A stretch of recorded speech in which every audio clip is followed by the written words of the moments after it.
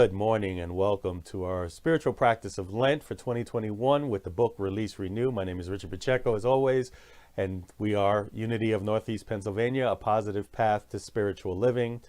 And today we take on the affirmation, I renew my patience. Trust me, this is day 2 of my ordination or licensing and ordination.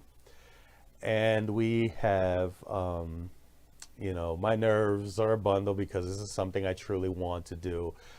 2 days in, and I have 1 more day to go, and then they skip a day before I actually come back for review. So there's a lot of patience going on right now as I wait for the results. So our talk today actually comes by Reverend Margaret Flick, who is the Minister Emeritus of Unity of Santa Rosa, California. And it is, I renew my patience. If anger is woundedness, then patience is the balm.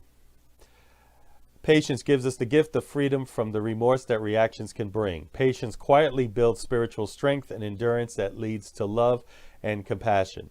Jesus spent 40 days and nights in the desert being tempted by worldly desires. He patiently rejected them. He held to spiritual truth rather than earthly rewards. Patience is grounded in the faith that Spirit is ever present, guiding us to deeper awareness of what is possible. When we are angry, rather than reacting, patience allows us to respond from love and compassion.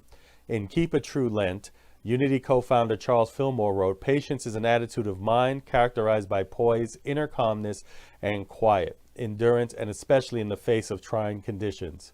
Patience has its foundation in faith, and it is perfected only in those who have unwavering faith in God.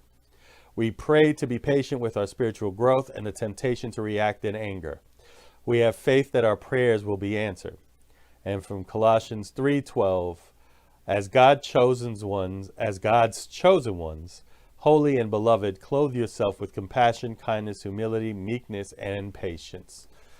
And I think this goes with anything we do, patience-wise. We talk about Murphy's Law. This week I was preparing for the Illinois, as you know, and I talked about this yesterday. The ink ran down to my printer.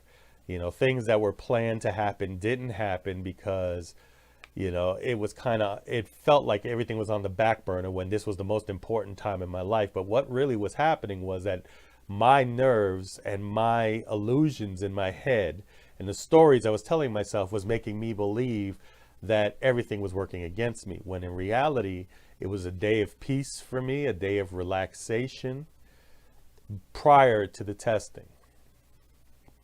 I took my test Monday, stumbled a bit, but that's okay. It was the first day. Today I got into my test, felt more confident. Tomorrow, hopefully I'll be even more confident with it. And Friday, of course, I pray and hold in the high watch that the verdict I'm waiting for comes through. So patience tells us that we don't have to force anything. If we truly trust in our divine nature, we truly trust in that we call God and our good, we know that things will begin to unfold. So when we look at the affirmation, I renew my patience, utilize that not just in the areas of anger, but use it in the areas of lack and anything else. If you are still waiting on your stimulus check, wait with patience. It will come. If you're waiting on a job, you're waiting on something to happen that you've been waiting for, or even if you're working toward a certain goal, utilize the affirmation, I renew my patience, and just be still and know, and it'll unfold. In my prayer, I like to use, as this journey continues to unfold, it will unfold in divine order or something better, as it is not for me to force the unfolding, but to go with the unfolding. And trust me, it takes a lot of patience, but it is unfolding.